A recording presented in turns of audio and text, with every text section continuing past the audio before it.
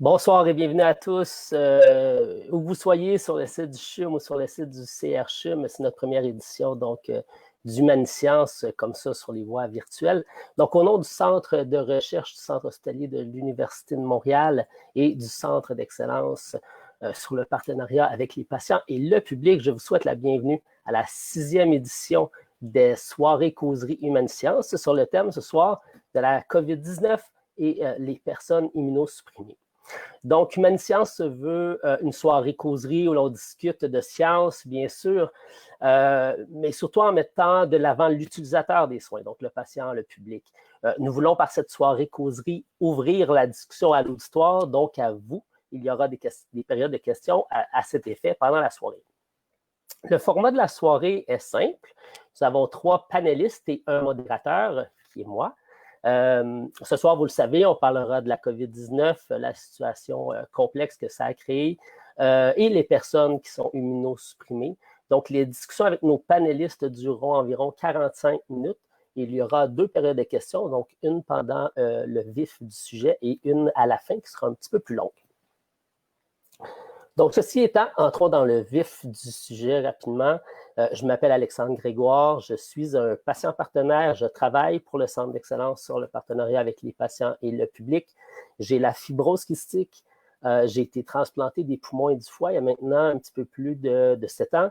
Donc, je suis immunosupprimé, je vis les enjeux dont on va parler aujourd'hui avec un collègue qui est également un patient partenaire que je vous présenterai un petit peu plus tard.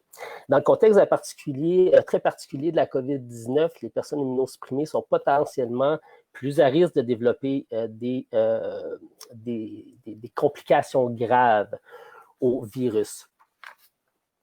On peut penser aussi que ces personnes donc se restreignent un petit peu plus sérieusement à des conditions de confinement plus strictes que la population générale. Aussi, le déconfinement se fera certainement un petit peu plus tard que la population générale, justement par risque d'être contaminé et de développer une situation plus grave de santé. Donc, peut-il y avoir des conséquences autres que cliniques sur les personnes immunosupprimées liées au confinement dans le contexte de la COVID-19? Et une équipe du centre de recherche du centre hospitalier de l'Université de Montréal, le CRCHUM, pense que oui et documente les conséquences de la pandémie sur leurs saines habitudes de vie et sur leur santé mentale. Donc, je vous les présente à l'instant. Nous avons Mélanie Dieudé, qui est chercheuse au centre de recherche dans l'axe d'immunopathologie. Elle est professeure aussi associée au département de microbiologie, infectiologie et immunologie de l'Université de Montréal et directrice générale du programme de recherche en dons et transplantation du Canada. Désolé pour les longs titres, des fois, ça se mêle dans ma bouche. Ensuite, on a Isabelle Doré, qui est chercheuse au centre de recherche, également dans l'axe du carrefour de l'innovation et professeure adjointe à l'École de kinésiologie et des sciences de l'activité physique de l'Université de Montréal. Bonjour. Et finalement, un collègue et patient aussi, Sylvain Bédard, qui est co-chercheur sur le projet COVID-19 et personnes immunosupprimées, dont nous parlerons dans quelques minutes, comme Mélanie et Isabelle d'ailleurs, et patient coordonnateur au CEPPP et patient co-gestionnaire de la plateforme Donneurs et Familles au CDTRP. Bonsoir, Sylvain. Allô. Sylvain, pour rentrer assez rapidement dans le sujet, est-ce que tu peux nous parler un petit peu du contexte qui vous a amené, en fait, et qui vous a rassemblé les 3 autour de ce sujet qui présentement est de grande actualité, mais qui est un sujet aussi assez anxiogène pour les personnes qui sont immunosupprimées comme nous? Ben, disons que rapidement, c'était quoi officiellement la date? Le 13 mars, si je comprends bien. Moi-même étant 2 fois transplanté cardiaque, là, pas en même temps, mais un après l'autre, on se comprend. Il y a eu une espèce de sensation de panique dans la communauté des transplantés, surtout au CDTRP, où est-ce qu'on a découvert que certains patients avaient besoin de beaucoup de réponses parce qu'il y avait beaucoup de questions qui n'étaient pas répondues sur l'inquiétude du COVID. Alors, nous, ce qu'on a voulu faire, c'est de rassembler le groupe, ceux qui étaient intéressés, et de rencontrer un médecin. Et heureusement, qui pourrait informer les patients sur les enjeux. Et finalement, je vais maintenant dire heureusement, le médecin n'a pas pu se rendre à la rencontre Internet. Et finalement, on a décidé de quand même faire une rencontre avec les patients pour les informer et pour les écouter, surtout sur ce qui se passait. Et c'est là qu'on a découvert, c'est qu'en plus de toutes les questions qui n'étaient pas répondues, on avait aussi tout l'enjeu qui est apparu aussi, où est-ce qu'on dénontrait, on pouvait voir la détresse mentale, toutes qu'est-ce que je vais faire, comment je sors, combien de temps ça va durer. Et les questions sont venues finalement, je dirais, des patients. Et c'est comme ça que ce projet-là donc, c'est à partir de la semaine 2, je vais dire, que tout de suite, on a senti qu'il y avait des choses qu'on pouvait faire et peut-être même agir pour eux. Effectivement, en fait, je peux aussi témoigner de ça. Quand la pandémie a été annoncée, déjà, nous, comme patients immunosupprimés, on s'est fait rencontrer par nos équipes de soins, par nos équipes au travail. Puis également, l'information circulait tellement rapidement sur les réseaux sociaux que même si on est au courant de notre santé et de comment ça fonctionne habituellement, reste que c'est devenu une situation très, très anxiogène, tout ça. Ensuite, j'ai compris dans le projet que Mélanie a rencontré Isabelle, puis que pour aller chercher un peu de son expertise de son domaine, et que la mayonnaise a pris, c'est ce que j'ai entendu. Donc, c'est comme ça, vous l'avez expliqué, puis c'est comme ça que l'équipe s'est formée. Donc, Mélanie, la question de recherche a assez peut-être pas écrit tout de suite non plus. Est-ce que tu peux nous replonger un peu dans la prémisse quand même du projet là, que nous connaissons maintenant, mais quand même qui s'est bâti très, très, très, très rapidement? Oui, en fait, j'étais là évidemment pendant la réunion où on a rencontré les patients et puis un peu comme le disait Sylvain, on s'est rendu compte que les patients avaient des questions, des choses à dire et puis des choses à nous apporter aussi sur comment ils vivaient le confinement, puis les craintes qu'il y avait. Et puis, rapidement, je me suis dit, il y a quelque chose à faire. En fait, je tiens juste à dire que les chercheurs, on est très fiers d'avoir des bonnes idées de recherche, mais que je crois fortement au fait qu'il faut aussi écouter leurs patients, leurs besoins, leurs idées de recherche. Et ça a été clair pour moi qu'il fallait qu'on soit un peu le porte-étendard de ces sujets de recherche-là, dont celui-là. Et je me suis dit, il faut constituer une équipe pour aller étudier l'impact du confinement, de la distanciation sociale sur les patients immunosupprimés. Puis, comme on travaille avec les patients greffés, bien, on a choisi cette population-là en priori. Mais tu sais, comme on parle, l'INES a bien décrit d'ailleurs l'immunosuppression, ça peut aussi s'appliquer à beaucoup d'autres groupes de patients, comme les patients qui reçoivent de la chimiothérapie, de la radiothérapie, des patients qui sont VIH positifs, qui sont symptomatiques pour le sida, des gens qui ont des immunodéficiences génétiques, des gens qui prennent des hauts taux d'immunosuppression. En gros, ça peut s'appliquer, donc, ce projet-là à beaucoup de populations de patients. Donc, j'ai pris le téléphone très rapidement. J'ai dit, Isabelle, est-ce que tu serais intéressée à embarquer sur un projet pour étudier l'impact de stress, sur la santé mentale, les saines habitudes de vie des patients en termes pendant la pandémie. Et Isabelle a tout de suite sauté à pieds joints dans le projet. Moi, étant immunologiste, il y avait le côté immunosuppression qui m'intéressait, mais j'avais vraiment besoin de son expertise complémentaire et hallucinante là, sur l'activité physique, la santé mentale, etc. Oui, je pense que ben, de deux, je pense qu'il y a en fait, de un, il y a la distinction justement de l'immunosuppression qui est extrêmement importante parce que ça aussi, c'est souvent, ça crée énormément de questionnements dans la population en général. Puis, comme je le mentionnais d'entrée de jeu, les impacts peuvent ne pas être seulement que sur des conditions cliniques, mais beaucoup sur justement la santé mentale, nos habitudes de vie changent aussi pendant la pandémie, donc ça peut nous affecter grandement. Donc, ça m'amène un peu justement à passer la parole à Isabelle. Donc, de par ton expertise, tu vas pouvoir, au sein du projet, un peu creuser les impacts justement que peut avoir le confinement qui est un petit peu plus restrictif sur la population des personnes immunosupprimées. Donc, quels pourraient être un peu là, ces impacts, là, justement, notamment sur la santé mentale? Oui, tout à fait. Donc, moi, la différence de Mélanie, c'est la population immunosupprimée que je connaissais très peu avant de me joindre au projet. Donc, je pense que j'ai voulu apporter de mes intérêts de recherche justement en lien avec toute la santé mentale. Puis, ce qu'on sait, puis je pense que c'est très important de le rappeler, les mesures de distanciation physique qui sont prônées par nos gouvernements sont essentielles pour ralentir puis atténuer la propagation de la maladie. Mais on sait aussi que les mesures de distanciation physique vont avoir un impact sur notre distanciation sociale. Donc, ce que ça veut dire, c'est que pour créer une distance physique, très souvent, on va créer une distanciation sociale, ce qui implique d'avoir moins de contacts, moins fréquents avec notre famille, nos amis, nos voisins, nos collègues de travail, parce qu'on ne se rend plus au travail. Et on sait que cette diminution de ces interactions-là sociales va avoir un impact énorme sur notre niveau de stress, mais aussi notre façon de gérer notre stress, notre détresse psychologique, nos symptômes anxieux, nos symptômes dépressifs. Donc, même si la COVID-19 est somme toute un contexte qui est très récent, on s'est beaucoup appuyé sur les précédentes études qui avaient étudié la santé mentale de la population générale, mais aussi de populations cliniques, dont les populations immunosupprimées, dans le cadre du SRAS ou d'Ebola notamment. Puis, tout récemment, il y a quelques études qui portent sur la COVID.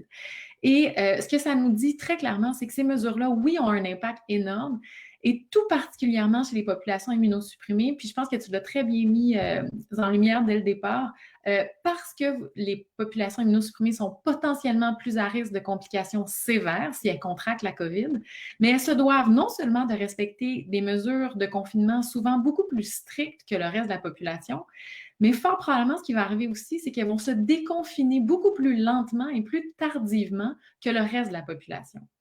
Et ça, dans des pandémies précédentes, les études scientifiques sont assez unanimes pour dire que la durée et le niveau de sévérité ou d'importance du confinement a un impact direct sur la sévérité des symptômes de stress, de détresse, et d'anxiété, puis potentiellement de symptômes dépressifs aussi. Donc, c'est donc dire que parce que les populations immunosupprimées se doivent de respecter plus strictement, si je peux me permettre, mais aussi sur une plus longue période, ces mesures-là, fort possiblement que les impacts sur la santé mentale sont susceptibles d'être encore plus grands. Donc, le projet de recherche, c'est un peu ça, c'est documenter dans le contexte spécifique de la COVID, chez les populations immunosupprimées, quel est réellement l'impact de ces mesures de distanciation physique et sociale.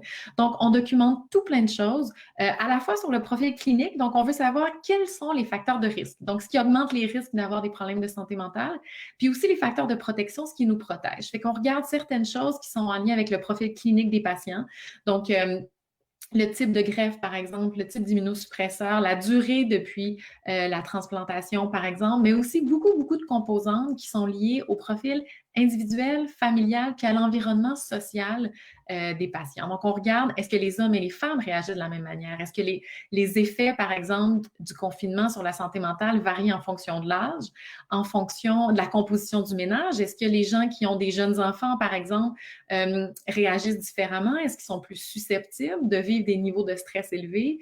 Les gens qui sont seuls, qui ont un conjoint, les gens qui ont des animaux de compagnie. Donc, je pense qu'on va peut-être en reparler tout à l'heure, mais on sait que le fait d'avoir un animal de compagnie, notamment pour les gens qui habitent seuls, c'est associé à des impacts et des bienfaits hyper importants sur la gestion du stress puis de la détresse, parce que ça procure un certain soutien puis ça peut réduire l'isolement.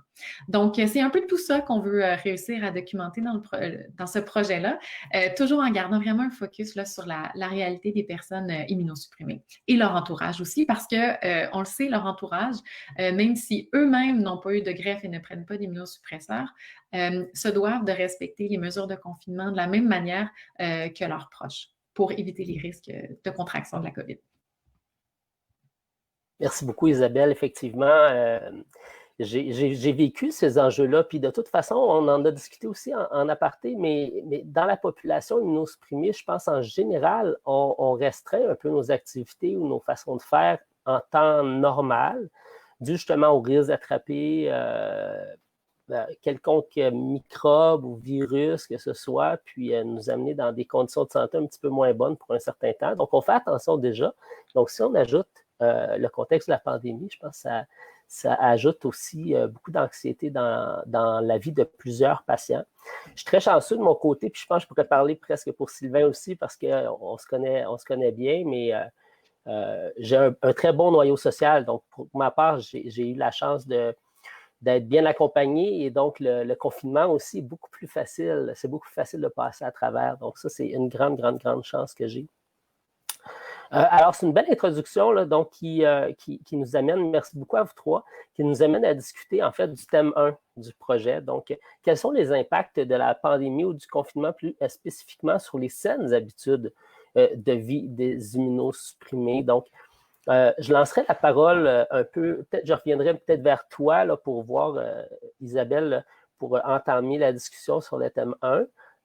Mais je laisse quand même la parole à tous. Là, on va ouvrir un petit peu la discussion. Puis dans une dizaine de minutes, on passera aussi à une période de questions là, des personnes qui sont présentes sur les réseaux sociaux. Donc, Isabelle, peut-être je te laisse commencer. Oui, tout à fait. Donc, je vais ouvrir le sujet, puis je pense que Sylvain et Mélanie vont pouvoir compléter avec plaisir. Mais je pense que je vous apprends rien en vous disant que le contexte de la COVID, avec la fermeture des gyms, par exemple, l'annulation de tous les cours, les groupes sportifs, mais aussi la réduction de nos sorties à l'extérieur, tout particulièrement, encore une fois, pour les populations immunosupprimées, parce qu'on prône la distanciation physique le plus possible, ça a eu un impact majeur. Et c'est vrai dans le contexte de la COVID-19 cette année, mais c'est quelque chose qui a été observé dans d'autres pandémies où les risques de contagion étaient très élevés. Ça a eu un impact direct sur notre pratique d'activité physique. Donc, ça diminue beaucoup la pratique d'activité physique des populations cliniques, dont les populations immunosupprimées, mais aussi la population générale. Donc, les gens ont moins tendance à sortir à l'extérieur pour marcher, pour courir. Évidemment, pendant plusieurs semaines, personne n'a pu aller s'entraîner dans les salles. Les sports d'équipe, évidemment, qui avaient des contacts en plus avec d'autres individus, ont été arrêtés pour une très longue période. Donc, cette diminution au niveau des saines habitudes de vie, donc une diminution au niveau de la pratique d'activité physique, était aussi associée dans le contexte de pandémie avec une augmentation des comportements sédentaires. Puis là, les comportements sédentaires, souvent, on va associer ça au temps d'écran, donc le temps passé devant les écrans, que ce soit pour les loisirs ou que ce soit pour rester informé, en fait. Puis ça, c'est un phénomène qui est évidemment très présent dans un contexte de pandémie où on consulte beaucoup les réseaux sociaux, la télévision pour rester à l'affût de ce qui va être annoncé par le gouvernement, mais aussi des critiques que les scientifiques ou d'autres personnes vont faire de la réalité de ce qu'on vit, puis des mesures qui sont mises en place. Donc, moins d'activité physique, plus de comportements sédentaires. Associé à tout ça, le stress qui augmente, qui a un impact énorme sur la qualité et la quantité de sommeil des populations, la pandémie de la COVID-19 va clairement avoir un impact défavorable sur les saines habitudes de vie. Et encore une fois, encore davantage qu'on suppose chez les populations immunosupprimées. Donc, d'un côté, on veut documenter cet aspect-là, mais d'un autre côté, on sait que l'activité physique est une stratégie efficace pour réduire le stress, l'anxiété puis les symptômes dépressifs. Fait que d'une part, on veut le documenter, puis d'autre part, on veut voir chez les personnes immunosupprimées, par exemple, qui ont pu maintenir un certain niveau d'activité physique, est-ce qu'il y a eu des impacts favorables sur leur santé mentale? Parce que l'objectif de tout ça, c'est de documenter ce qui s'est passé, mais c'est aussi de formuler des recommandations, puis développer des outils pour aider les gens dans un contexte comme celui-ci et éventuellement dans d'autres contextes de crise similaires, à trouver des stratégies pour justement réduire les risques de développer des troubles mentaux graves. Parce qu'on sait qu'un stress élevé, une détresse qui est non prise en charge, des symptômes qui perdurent très longtemps peuvent mener à un risque accru de développer des troubles qui, eux, peuvent devenir chroniques ou récurrents dans le futur, puis c'est absolument pas ce qu'on veut. Donc, voilà, puis je vais laisser peut-être Sylvain puis Mélanie compléter. Oui, je me demandais un petit peu, Sylvain, comment tu as vécu ta perspective à toi, en fait, là, en début de pandémie, puis aujourd'hui, parce que j'imagine que ça a évolué aussi dans le temps. Là. Au début, tu devais te restreindre plus. Aujourd'hui, tu commences certainement à sortir plus. J'aimerais t'entendre. C'est ça. Puis, Puis je peux aussi, probablement qu'il y a des gens qui écoutent qui vont faire aussi un lien avec leur expérience. Déjà, le 13 mars, j'ai été confiné et si mon souvenir est bon, j'ai été genre 8 ou même 12 semaines sans même sortir de chez moi, ou presque très peu. Et dans le respect, mais aussi l'inquiétude de jusqu'où ça va aller et comment que le virus peut venir à moi. Alors, j'avais tout fait. J'avais la bouteille de désinfectant à l'entrée, le savon, tout était prêt. Et à travers ça, on parlait d'information, mais tous les réseaux sociaux, la télé devenaient surchargés de trop de choses et souvent, il n'y a pas personne qui était sur sa même longueur d'onde. Il y avait beaucoup de désinformation. Donc, si tu as tendance à vouloir faire de l'anxiété, c'était le paradis de l'anxiété. Tout rentrait et puis tu pouvais devenir anxieux tant que tu voulais parce que tu avais tout pour devenir anxieux. Alors, il y a eu aussi ça. Et à travers ça, évidemment, je suis nouvellement transplanté. Ma deuxième transplantation, ça fait 1 an et demi. Je viens à peine de gérer le retour à la vie normale, que je vais appeler. Et j'arrive avec un enjeu où est-ce que je me dis, OK, est-ce que je reste derrière, sur mon sofa, devant mon écran, pendant toutes les prochaines semaines, et à ce moment-là, on ne savait pas que ça serait même plus que tous les mois, ou est-ce que je continue est-ce que je trouve un moyen de bouger? Et c'est comme ça que j'ai choisi mes horaires et je réussis à sortir donc les soirs. Et j'allais faire une marche avec mon chien. Ça a commencé comme ça, on a fait du jogging, tout ça, pour aussi, en étudiant le risque de si je reste chez moi, je risque que si je ne m'occupe pas de ma santé, probablement de développer d'autres problèmes de santé, diabète, surpoids, peu importe, haute pression, parce qu'on sait que surtout si tu fais juste manger et boire, il n'y aura rien qui va s'améliorer. Alors, j'ai décidé de me prendre en main et c'est là que j'ai commencé à m'entraîner pour. Alors, à travers ça, il y avait aussi les enfants qui rentrent, qui sortent. Alors, il y a aussi l'enjeu familial, que je veux dire, que comme tu as nommé, c'est quoi que tu fais? T'empêches-tu ton entourage de vivre? Parce que toi, tu es immunosupprimé puis tu ne veux plus que personne rentre quelque chose. Est-ce qu'on devient complètement cloîtré? Il y a plein d'enjeux comme ça qui sont apparus. Et que maintenant, je choisis mes places où je vais. Je choisis les gens qui viennent ici. À vrai dire, c'est mes enfants, point final. Et puis, on fait attention. Il y a des précautions à faire et c'est sûr que c'est le risque par rapport aux avantages de dire, OK, je sors un minimum ou je fais quelque chose pour ne pas avoir d'autres problèmes de santé qui vont venir avec. Merci, Sylvain. Ça m'amène un peu à lancer la question vers Mélanie, mais je me demandais justement tout ce qui a circulé par rapport à la pathologie, l'immunosuppression des patients, tout ça. Est-ce qu'on est vraiment plus immunosupprimé? En fait, est-ce qu'on est vraiment plus à risque que d'autres personnes de développer des complications graves en lien avec la situation du COVID-19? Donc, il y a eu beaucoup d'informations aussi sur ce sujet qui a circulé, puis je pense que c'est important de faire un petit peu la part des choses. Je pense que dans ce projet-ci en particulier, vous ne soulevez pas nécessairement cette question, mais j'aimerais quand même t'entendre peut-être un petit peu sur la question. Oui, il y a eu un rapport de l'INES, donc l'Institut national d'excellence en santé en services sociaux. Et puis, c'est sûr qu'il y a eu quelques études qui sont déjà sorties sur la COVID et les patients immunosupprimés. Certaines études démontrant quand même qu'il y avait un risque accru de complications, notamment chez les gens qui ont des greffes de poumons ou de reins. Ceci dit, il n'y a pas énormément encore d'études qui sont faites, la pandémie étant quand même très, très récente. Ceci dit, je pense que la précaution était de mise parce que peut-être qu'on ne le sait pas pour le COVID-19, mais ce qu'on sait, c'est que les patients immunosupprimés sont définitivement plus à risque de développer des symptômes graves en général quand ils ont des infections virales ou bactériennes. Donc, même si on n'a pas exactement encore les connaissances sur la COVID-19, je pense que tout le monde était assez d'accord de prendre des précautions accrues pour ces populations à risque. Mais je voulais juste peut-être rajouter quelque chose par rapport au processus qu'on a fait, de comment on a collecté les données, parce que encore une fois, puis là, vous allez me trouver fatigante sur le partenariat patient, mais c'est parce qu'on y croit vraiment. Quand on a rencontré les patients, on s'est mis à les rencontrer une fois par semaine et on le fait encore à toutes les semaines depuis, je pense, c'est 17 semaines qu'on se suit. Là, on est devenu une famille. Mais en plus, on a recruté au-dessus de 140 patients pour répondre à des questionnaires quotidiens à toutes les 2 semaines. Donc, une semaine, après ça, une semaine de repos, puis une semaine encore à tous les jours. Donc, quand même assez demandant. Et juste pour dire qu'au fil de l'étude, les patients qu'on rencontrait nous donnaient beaucoup de rétroactions et nous aidaient beaucoup à améliorer, incluant Sylvain, évidemment, qui est co-chercheur, mais même les participants nous disaient peut-être que cette question-là devrait être ajoutée. Il y a peut-être aussi ce côté-là que vous devriez aller investiguer puis aller voir un peu les impacts. Puis je tiens aussi à souligner une autre hypothèse qu'on avait.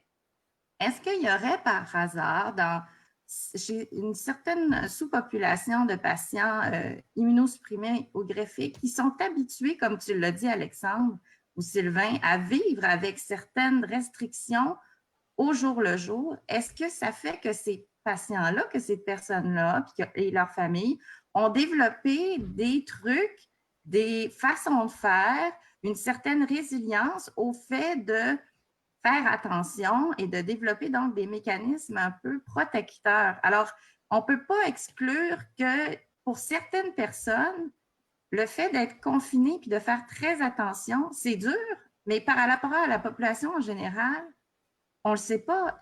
Quelqu'un qui le vit pour la première fois dans la population en général peut se sentir complètement brimé aussi. Et je pense que la population en général peut en témoigner. Donc, on ne peut pas dire que tout est gris ou noir. Il y a encore beaucoup de choses à découvrir. Puis je pense qu'au niveau de l'impact qu'on veut avoir avec nos partenaires, je tiens à souligner qu'il y a plein de partenaires partout au Canada, au Québec, qui sont embarqués dans le projet Santé Canada, Santé mentale Canada, Fibrose Kystique Canada, la Fondation canadienne du rein. J'en oublie, là, il y a vraiment plein de partenaires pour vraiment pouvoir appliquer les résultats de nos études, pour vraiment être capable de créer des interventions qui sont vraiment adaptées, si on veut, à cette population-là et par personne, à la personne qui en a besoin. Tout ça pour dire que je pense que on ne peut pas avoir tant de présomption de ce qu'on va trouver dans la recherche. Je pense que c'est ça qui est intéressant aussi d'aller voir un peu l'impact. Très intéressant. Le but étant justement de développer des outils, des stratégies. C'est bien de rappeler aussi qu'autour de la table, on n'est pas médecin, donc on ne fait pas de recommandations pour les patients présentement. Là, c'est pas l'objectif de notre soirée causerie, donc c'est vraiment de développer des outils, des stratégies qui, elles, pourront être utiles justement dans le développement de nouvelles pratiques cliniques. Ce que je trouve intéressant de la démarche aussi du projet de recherche, c'est qu'en fait, ça vous permet d'avoir un peu un baromètre de la situation dans la population des personnes immunosupprimées. Donc, en fonction de comment elles s'adaptent, les personnes aux nouvelles normes, aux nouvelles demandes de la santé publique en fonction de leur état de santé et de la population. Donc, ça, c'est très, très, très intéressant.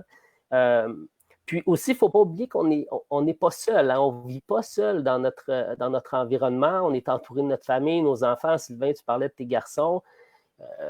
Je n'entrerai pas dans ta vie publique, mais si tout le monde arrivait chez toi, Sylvain, avec des amis, ça ferait tout un groupe de personnes. Donc, ça aussi, c'est à faire très, très, très attention. Les conjoints travaillent dans des milieux où souvent sont très exposés. Donc, c'est des trucs très, très, très importants pour la suite. Donc, je sais, on n'a pas tellement le temps. Peut-être qu'on passera un petit peu plus de temps tantôt pour parler du projet Laurent. Donc, je le file comme ça. Comme idée, j'irai tout de suite à une période de questions, quelques questions qui viennent des réseaux sociaux. Puis, par la suite, si j'oublie, rappelez-moi le projet Laurent, on en parlera un petit peu. Donc, oui, donc, on a quelques questions, en fait, de gens qui sont dans le milieu de l'enseignement. Et puis, ils se demandent si c'est un retour réaliste en présentiel en septembre, par exemple. Pour les personnes immunosupprimées, j'imagine, je lancerai peut-être la question à Mélanie. Ben, Je crois que j'imagine un peu je la pense, réponse. en ce moment, on ne peut pas encore prédire. Je pense qu'on a des grands spécialistes à l'INES et en santé publique qui étudient beaucoup mieux que moi, personnellement, ces effets-là. Et je pense qu'il va y avoir des directives claires. Je pense quand même qu'il faut faire attention et consulter son médecin traitant quand on est immunosupprimé pour discuter avec son équipe traitante de la meilleure décision à prendre. Dans notre cas, on pense à l'immunosuppression. Tout le monde n'est pas immunosupprimé au même niveau. C'est une grande couverture, si on veut dire immunosupprimé. Et donc, moi, je suggère fortement de se référer à son médecin traitant, à son équipe de traitement pour prendre la meilleure décision pour les enfants, pour les adolescents et même pour le retour au travail. Moi, si je pourrais rajouter là-dessus, puis je pense que ce n'est pas à nous, puis ce n'est pas à Mélanie de choisir ça. Et je pense que c'est justement pour éviter la désinformation.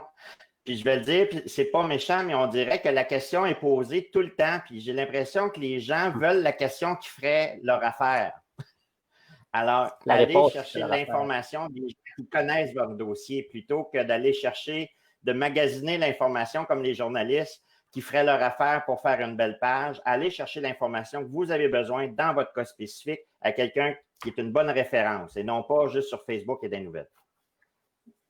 Je pense que c'est important aussi d'ajouter que chaque personne a son niveau de tolérance au risque, puis que c'est important aussi de s'écouter personnellement dans ça, puis de voir avec son milieu, son noyau justement social très près, d'évaluer en fait le risque aussi pour soi-même. C'est un peu le principe du partenariat patient. Donc, c'est merveilleux. On pourrait passer à une deuxième question, Lauriane? Oui, en fait, je vais en avoir d'autres si jamais vous avez le temps. Deuxième question, en prévision de la deuxième vague, quelles recommandations donneriez-vous au ministère de la Santé et des Services sociaux pour mieux répondre à la réalité des personnes immunosupprimées? Oui, je peux partir. Pour n'importe quelle vague et même en général, je pense que cette pandémie-là met en lumière des besoins en accompagnement en santé mentale et en saines habitudes de vie pour la population, en tout cas au niveau des patients greffés. Je pense aussi que quand on a parlé aux patients, le besoin de stratégies de communication au niveau des cliniques qui sont un peu plus unifiées. Alors, si on a le temps un peu plus de se préparer, peut-être qu'il y a moyen d'avoir des discours un peu plus unifiés. On comprend par contre que les gens ont réagi rapidement et que l'information était difficile à véhiculer et que, bon, il y a eu plein de sources d'informations. Encore une fois, je ne peux le répéter assez, référez-vous à votre centre de soins, à vos unités de soins, mais je pense que de dire qu'il y a des besoins en santé mentale, en accompagnement autour de la greffe pendant la pandémie, mais aussi en temps normal, je pense que c'est un des constats qu'on va certainement faire avec ce projet-là. Si je peux rajouter, merci à tous. on avait... Oui, vas-y, Sylvain. Rapidement, je pense que les patients du groupe, on dit que pour eux autres, le support est important. Donc, les troubles d'anxiété, savoir un peu comment on peut se sortir de chez nous, tout ça, il y avait ça. Et c'était surtout un consensus, j'oserais dire même provincial, sur c'est quoi les directives que je suis. Alors, un minimum, tu sais, de directives que je suis plutôt que justement, encore comme j'ai dit tantôt, se magasiner l'affaire qu'on aimerait, le consensus qui ferait notre affaire parce qu'on veut faire ça. Voilà. Si je peux juste me permettre de compléter, je pense que le message a été bien entendu. Évidemment, dans un contexte de pandémie, par rapport à une infection, on se préoccupe toujours du volet physique et de la contamination en premier. Mais là, je pense que tout le monde a pris conscience de l'importance de se préoccuper de la santé mentale. Et je pense que c'est vrai pour la population générale, mais tout particulièrement pour des populations cliniques où la liste est tellement grande de choses à prendre en compte chez les populations immunosupprimées que souvent la santé mentale arrive en priorité 224 et là, on se rend compte qu'il faut la remonter dans l'échelle des priorités. Puis la bonne nouvelle, c'est que je pense que le message, il est très clair, tant pour le gouvernement que le ministère de la Santé, et il y a beaucoup d'initiatives qui sont actuellement en cours pour développer des outils. Ça a été financé actuellement, c'est des choses qui vont être disponibles très prochainement. Il y a Wellness Canada qui a développé justement des services en ligne de consultation qui sont ouverts à tous. Donc, il y a vraiment des choses intéressantes qui sont faites, puis notre projet veut s'arrimer à ça. Donc, on a fait des partenariats avec des chercheurs en santé mentale pour justement se dire, bien, tout ce qui va être développé dans le contexte de la COVID pour la population générale, est-ce qu'on peut l'adapter avec des spécificités pour la population immunosupprimée. Donc, c'était un peu l'objectif de faire notre recherche assez efficacement puis assez rapidement pour pouvoir contribuer au développement de ces outils-là. Mais je pense qu'il y a une belle lueur parce que le message a clairement été entendu et il y a vraiment des efforts en ce sens-là qui sont faits au Québec en tout cas et au Canada aussi. Puis, et aussi, je pense qu'il faut relativiser le fait que dans un contexte comme celui-ci où ça nous a tous pris de court, effectivement, on aurait aimé avoir beaucoup d'informations en temps réel. Malheureusement, ça ne vient jamais assez vite, cette information, mais ça, c'est un enjeu, c'est un enjeu, c'est tout. Alors, merci beaucoup à tout le monde. On va ouvrir un petit peu plus largement tantôt les questions, donc là, on va s'en tenir à ces deux questions-là pour tout de suite. Ça m'amène justement à ouvrir sur le deuxième point, donc comment développer rapidement des outils et des stratégies de soutien, partenariat avec les patients. Donc, il est important de mentionner encore ici, Mélanie en a parlé tantôt, Sylvain aussi, c'est un projet qui a été fait en partenariat avec les patients, donc qui vivent ces enjeux, un peu comme moi et Sylvain, de confinement dû à la situation de la COVID-19. Donc, l'idée semble être de développer rapidement des outils et stratégies afin de soutenir les patients et leur entourage. Comment, Sylvain, on arrive à bâtir justement un projet comme celui-ci en partenariat avec les patients et le public? Comment ça s'est orchestré? Puis comment vous avez fait pour mobiliser les gens? C'est ce que vous sembliez dire tantôt. Les gens sont mobilisés, les patients reviennent à chaque semaine. Comment vous avez mis ça en place aussi vite? Tu sais, tout ce contexte-là, c'est comme si, à un moment donné, puis je me disais, c'est comme si les gens, la population canadienne entrait dans mon monde soudainement. Où est-ce que je dois faire changer mes conditions de vie, mais en même temps que je dois tout le temps faire attention à les infections, mais que je veux continuer à vivre et tout ça. Puis, ce qui est le fun dans la communauté de transplantation, je ne sais pas s'il y a une espèce de fierté, mais il y a certainement une deuxième chanson de vivre. Pas chanson, mais chance de vivre. Il y a eu tout de suite un mouvement, comme je disais tantôt, les questions, ça n'a pas été... C'est à vrai dire, c'est probablement le seul projet de recherche où que j'ai vu que les questions venaient tellement facilement qu'il fallait quasiment les choisir. Là. Et les questions pertinentes. Donc, tout est venu des patients.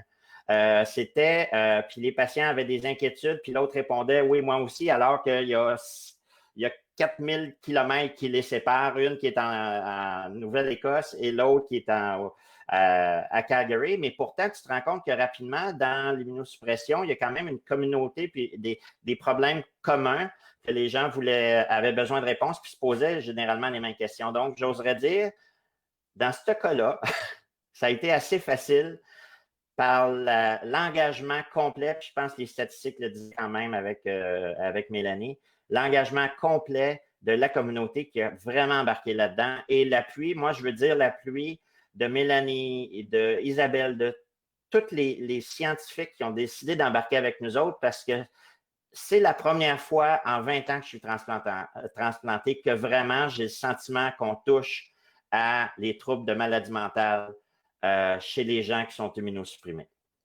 et qu'on fait quelque chose et que c'est peut-être pas la 250e priorité, mais une nouvelle priorité, puis que ça va aider la population à traverser des moments comme il se passe là et même à traverser à travers leur greffe. Oui, effectivement, Sylvain, tu as tout à fait raison parce que les problèmes de santé mentale en transplantation, on minimise un peu la question, puis on vit des périodes de maladies très graves pendant plusieurs années et on se met en confinement aussi souvent avant la transplantation et après la transplantation. nous-mêmes. Puis ça crée des enjeux chez plusieurs personnes. Donc, c'est un point super important que tu soulèves. Isabelle et Mélanie, est-ce que jusqu'à présent, justement, on a certains résultats qui ressortent des premiers échanges que vous avez eus? Oui, en fait, oui, ça s'en vient. On est en train vraiment de les analyser, mais Isabelle va pouvoir parler un peu plus à fond. Ça s'en vient vraiment. On a très hâte de voir un peu comment ça se passe. Mais chose certaine, juste avec nos groupes qu'on voit toutes les semaines et avec qui on discute, on a vu des phases, on a vu des thèmes, on a vu des questionnements, on a vu des pleurs, on a vu des grandes inquiétudes, on a vu des trucs qui s'échangeaient. On a vu, donc on en apprend énormément sur la réalité des gens qui vivent pendant la pandémie. Et puis, tu as souligné quelque chose, Alexandre, puis vraiment, je pense que c'est quelque chose sur lequel il faut mettre l'emphase. Notre étude, c'est sur les patients immunosupprimés et leurs proches. Et pour nous, ça, c'était hyper important. Et on l'a justifié quand on a expliqué notre projet à d'autres scientifiques. Ils disaient, ouais, mais ce pas des patients, ils ne sont pas immunosupprimés. Et pour nous, c'était crucial parce que dans notre groupe, il y avait des mamans d'enfants qui ont été transplantés.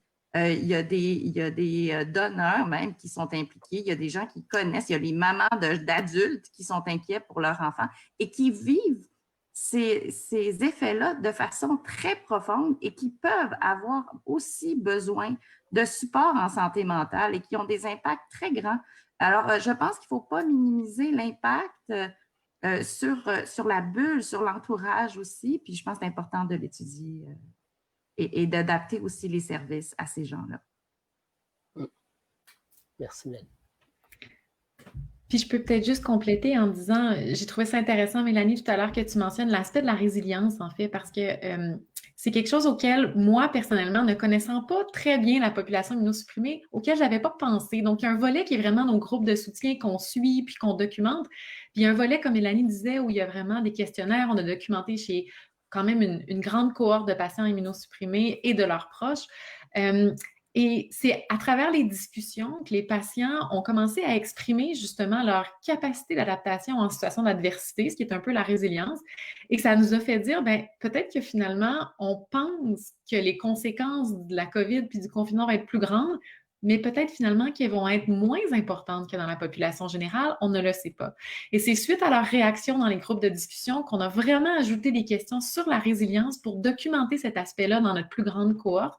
Et je pense que ça va être vraiment intéressant de voir les résultats parce que, encore une fois, étant nouvelle dans le monde de la population immunosupprimée, moi, personnellement, ça m'a énormément impressionnée, la capacité des gens, justement, à partager leur expérience, à partager des trucs entre eux, à se soutenir entre eux. Et je pense que c'est pas... il y a un aspect assez unique, en fait, auprès de cette population-là. Donc, en tout cas, on va voir ce que ça va donner, mais déjà, c'est super intéressant.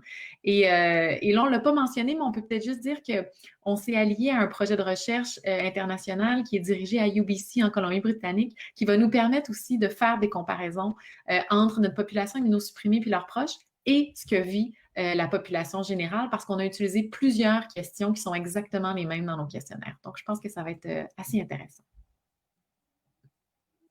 Un peu, donc, c'est ça un peu à quoi on s'attend pour la suite dans ce projet. Est-ce que le projet Laurent, j'aimerais que vous en parliez un petit peu parce que ça aussi, ça peut faire en sorte d'amener plein de questions sur le projet. Bon, je vois qu'il est 6h14 déjà, donc le temps file très vite, mais quand même quelques minutes sur le projet Laurent et voir comment ça pourrait s'attacher justement à ce projet-là ou vice-versa.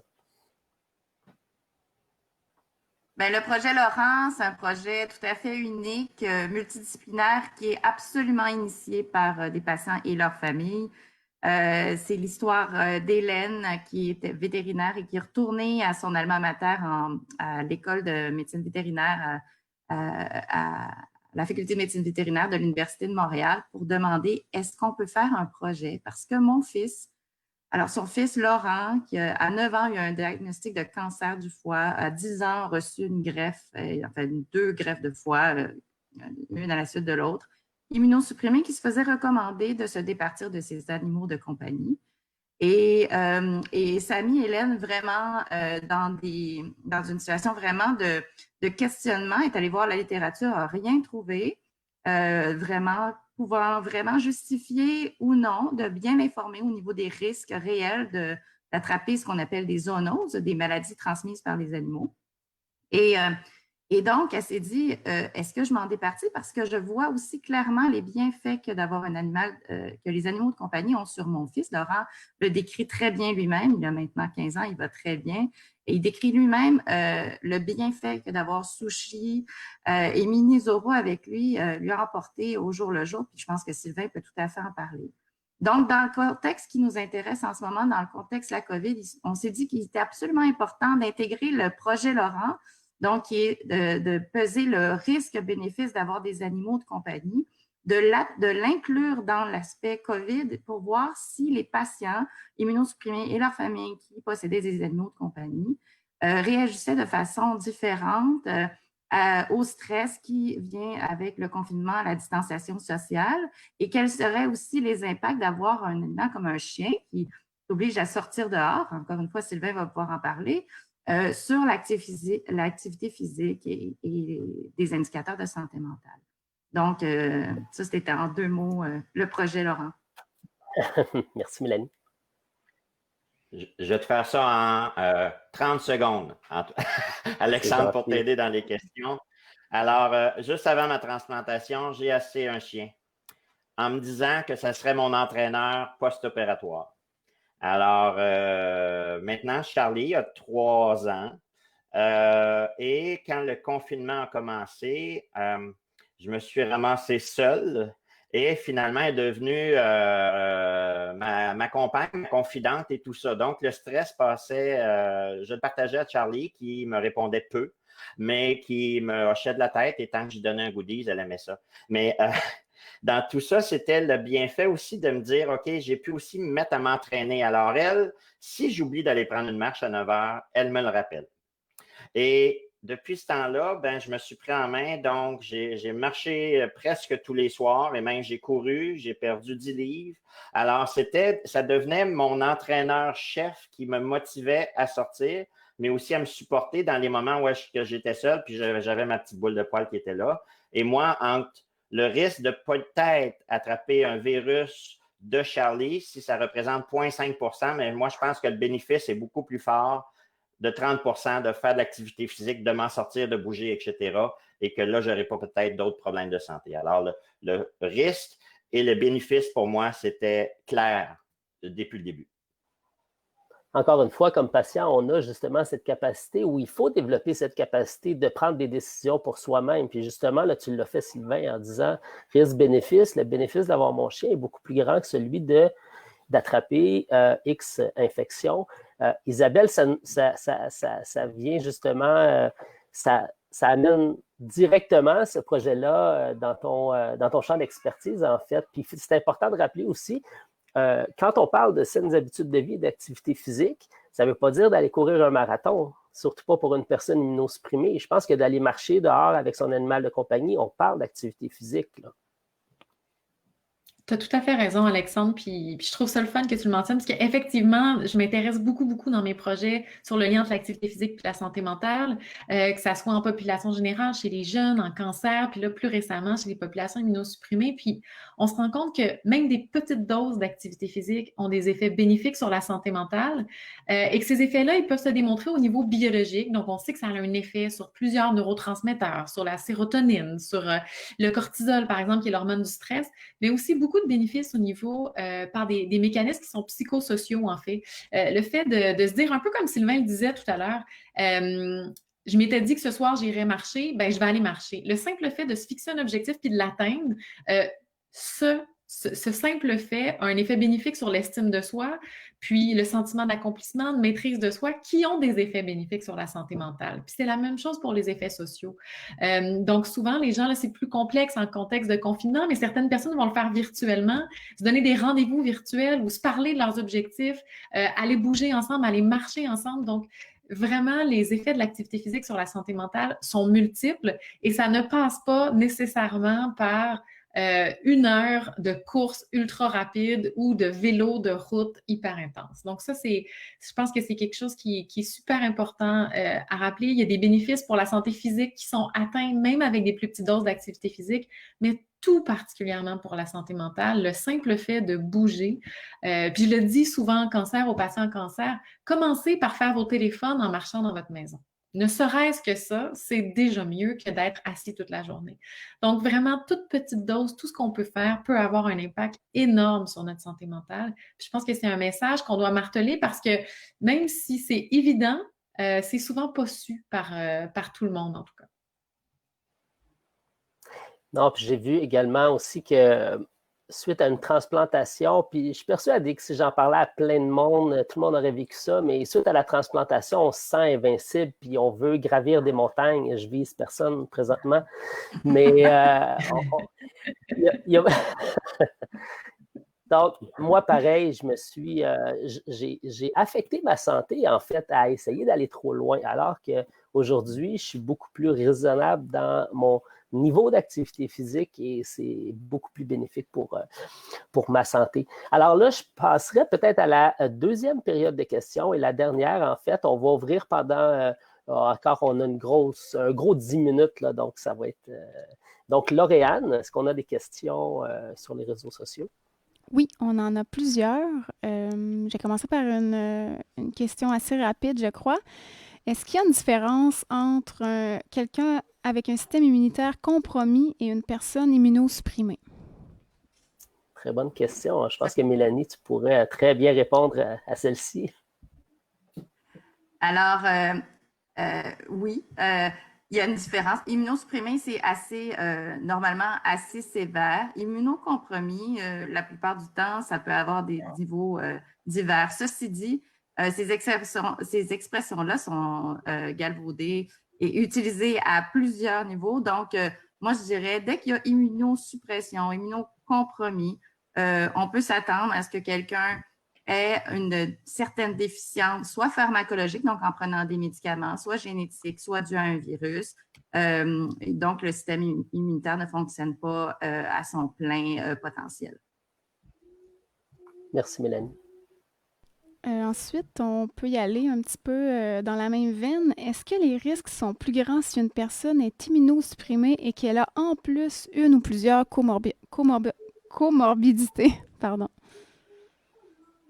Par rapport à la COVID, encore une fois, les études sont très préliminaires. On n'a pas des données sur la COVID, mais oui, c'est sûr que c'est comme dans toutes les maladies, plus on cumule les comorbidités, plus on est à risque, mais il s'agit de pourcentage. Et encore une fois, il faut vraiment regarder le dossier des patients et ce qui leur arrive, leur état de santé, leur état, donc pour vraiment poser un jugement plus optimal sur cette personne-là. On n'est pas des statistiques, on est des individus et je pense qu'il faut vraiment le rappeler. C'est très difficile d'évaluer les risques. On fait beaucoup de pourcentages, mais quand on arrive devant notre médecin, c'est vraiment, et notre unité soignante, c'est vraiment d'aller regarder qu'est-ce qui nous caractérise, nous, en tant que patients, qui est important.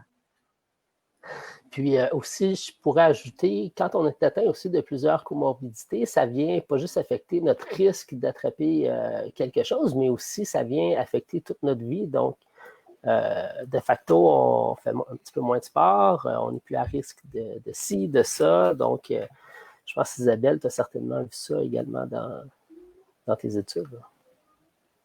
Tout à fait. On sait que la multimorbidité physique entraîne souvent un plus grand risque de problèmes de santé mentale. Puis c'est vrai aussi pour la multimorbidité des problèmes de santé mentale. Donc, malheureusement, plus on est hypothéqué, si je peux me permettre, plus le risque est grand. Donc, voilà. Oui, donc vous avez mentionné un petit peu plus tôt les astuces et mécanismes déjà développés par certaines personnes immunosupprimées. Est-ce que vous avez des exemples? Oui, on a eu... Vas-y, Sylvain. Une boîte Rubbermaid à côté de la porte pour les livraisons. Alors, il n'y a pas de contact, je laisse les colis là. Tantôt, je disais que je sors pas dans les heures de pointe, je décide quand je sors. Alors, je sors, j'ai la chance de rester sur la rive sud, mais je prends ma marche à 10 heures le soir et non pas à 5 heures l'après-midi. Alors, j'ai moins de chances de croiser des gens.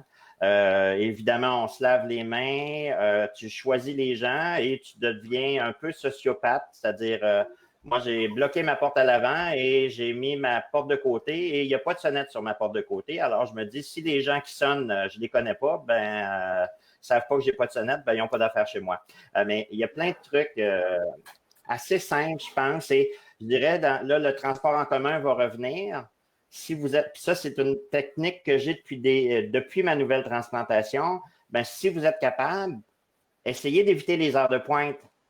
Partez plus tôt, finir plus tôt, ou partez plus tard, finir plus tard. Moi, je partais donc à 9h30 chez moi. Oui, j'arrivais au travail peut-être à 10h, 10h15, mais je partais à 6, 7h le soir. Alors, je ne suis pas dans les gros rushs, donc j'évite d'être en contact avec trop de monde. Il faut, et plein de trucs, là. Faites-vous livrer la nourriture. Et de grâce, allez pas chez Costco le samedi et le dimanche, là. Soyez juste logique dans votre affaire. Logique. Puis, Donc, si je peux me permettre par rapport à la COVID, tu nous dis que la situation de la COVID nous permet de se faire livrer plus de pizza. Je pense qu'Isabelle va peut-être appuyer. Si la pizza est bonne pour la santé mentale, c'est parfait. Mais je voulais juste ajouter, puis j'emprunterais juste des témoignages qui m'ont beaucoup marqué, qu'on a eu dans nos groupes de discussion, puis peut-être des stratégies qui sont plus en lien avec la santé mentale. Je me rappelle notamment d'une famille dont l'enfant était greffé immunosupprimé, puis qui voulait vraiment faire des activités, puis avec l'arrivée de l'été et tout, puis ils avaient fait du camping dans la cour, donc monter la tente, préparer des choses. Donc, c'était toutes des activités qui sont faites dans un autre contexte, d'une autre façon, mais qui nous permettent d'avoir le sentiment de sortir un peu puis de soulager au niveau de santé mentale. Beaucoup d'activités de plein air. Il y était plusieurs autour de la table à dire « je suis partie dans le bois toute la fin de semaine ». Puis, une chose qui m'avait marqué aussi, quelqu'un qui avait reçu sa famille puis il avait fait 2 tablés de famille à 3 mètres de distance dans la cour, je pense. Puis il n'y avait eu vraiment aucun partage d'assiettes, d'ustensiles ou quoi que ce soit. C'était un potluck qu'ils avaient fait, mais ils avaient pu se réunir enfin après plusieurs semaines, plusieurs mois, toute la famille ensemble. Puis la famille immunosupprimée avec sa table, puis le reste de la famille avait l'autre table. Mais ça leur avait permis de passer un moment ensemble. Puis je me rappelle que cette personne-là qui nous racontait cette histoire-là en avait vraiment retiré des bénéfices, puis un soutien, puis une espèce de bien-être énorme. Donc, je pense qu'il y a plusieurs façons de faire autrement dans le contexte actuel pour essayer de se retrouver, puis d'être avec les gens qui nous font du bien, puis aussi de sortir de la maison, mais tout en respectant le plus possible puis en minimisant le plus possible les risques de COVID. Je pense qu'il faut juste être créatif et ingénieux, puis ça vient clairement pas de moi, ça vient vraiment des patients avec qui on a travaillé puis qu'on collabore, qui sont pleins d'excellentes idées. Pour ma part, j'ai un enjeu différent de celui de Sylvain que je nommerais de très, très, très, très positif comme enjeu. J'ai un petit garçon de 2 ans et demi. Je ne peux pas me restreindre ou je ne peux pas le restreindre à continuer de mener une vie active. Donc, mon garçon voit ses amis, a repris la garderie, ma conjointe et moi, on travaille. Donc, c'est d'autres enjeux qu'on doit prendre en compte, mais le bénéfice, justement, d'avoir ce petit être aide beaucoup, par contre, à justement passer à travers ces enjeux de santé mentale pendant le confinement. Peut-être que je passerai à une autre question si Mélanie t'aurait... Ah, Sylvain. Je peux juste dire, si vous êtes immunosupprimé et vous ne vous promenez pas avec un masque, alors pensez-y 2 fois la prochaine fois que vous sortez. Point. Mais c'est assez clair. Tu peux poser ta deuxième question. Voilà. Oui, donc... On voit le maître dans l'équipe, hein, quand même. Je veux juste...